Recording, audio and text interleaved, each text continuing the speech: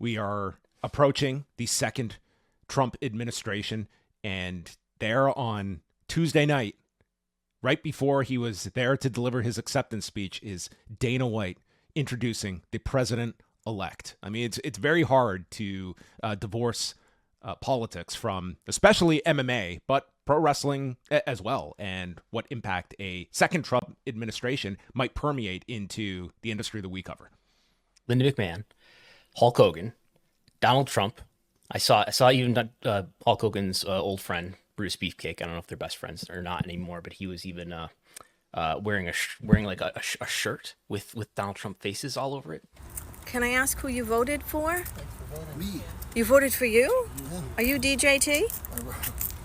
As I was telling you a couple days ago, I think this it raises questions about, well, what's going to happen with the federal investigation, the criminal federal investigation that we know, according to the Wall Street Journal's report in February, is happening in the Southern District of New York. That is a federal investigation with U.S. attorneys.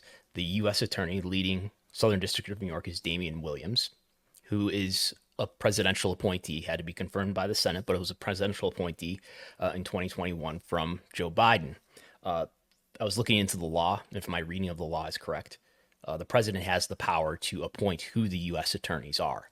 So presumably, Donald Trump would have the ability to replace Damian Williams, or to replace him with people who are going to pursue investigations and crimes more along the lines of what he's interested in pursuing, maybe prosecuting his enemies or whatever it may be.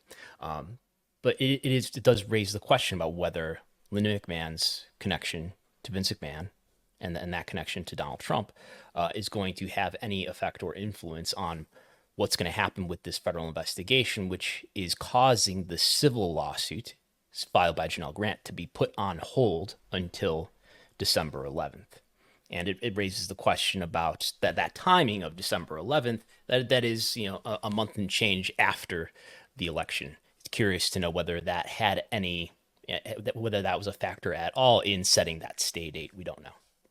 Yeah, these are not the issues that Politico or Pod Save America are necessarily dissecting, but in our world, these are stories to at least monitor. It might there may be there may be cause for impact, maybe not. But I think like all these things are on the table. When you had the plaintiffs in the UFC antitrust suit, I mean, part of their concern was the idea of this going into a second Trump administration, of if that would be disadvantageous for them. And yes, they have the settlement for the Kung Lee suit, but you still have this outstanding one with the Cajun Johnson class of fighters as well. So it's all these kind of moving targets that I think we will continue to monitor. But until January, you're not really going to know. And quite frankly, it'll be quite into the administration that maybe we can look back at whether this causes any kind of seismic shift with any of these stories.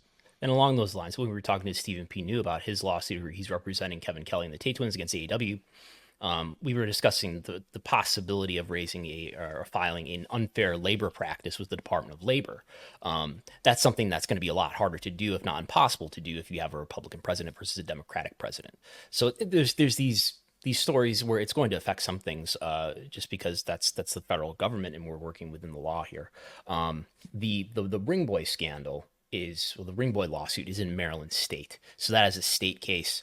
And when we're talking about the Ring Boy lawsuit, we're talking about the Janelle Grant lawsuit. These are civil lawsuits. Even if in your wildest dreams, if President Trump ends up pardoning Vince McMahon, he cannot pardon him from a civil lawsuit. But then again, I don't know if Donald Trump gets as much power as it sounds like he wants. Who knows what will be possible as it relates to the rule of law. But I think there are going to be these small ways in which this will affect our analysis of various legal situations.